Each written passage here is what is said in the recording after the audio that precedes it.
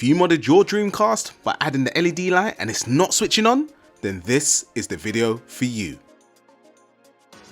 Now, before we jump into the video, please subscribe to our channel and feel free to check us out on eBay at Gamextc. You'll get valuable information on leveling up your video game hardware and software. If you modded your Dreamcast, then you know you have to remove the 4 screws located underneath the console. So let's go straight into it and take off the lid.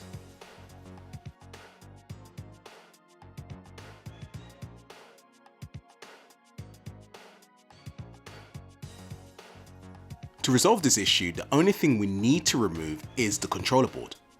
Remove the 4 screws, detach the wire, and remove the ribbon.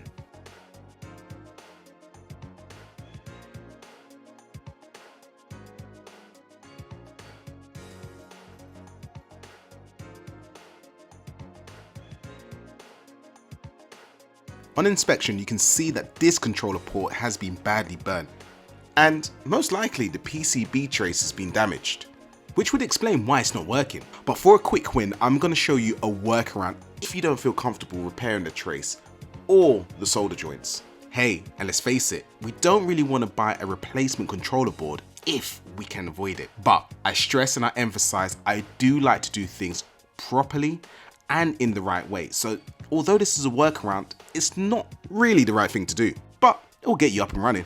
Whoever did this didn't do a good job. However, if you get 2 pieces of wire, solder it to your positive side of the LED, and then connect it to the socket plug ribbon cable connector pin 1. You then solder your second wire to the negative side of the LED and connect it to the solder point to its right. Again, this isn't ideal, but it will get you out of a jam. Now it's time to put everything back together and enjoy.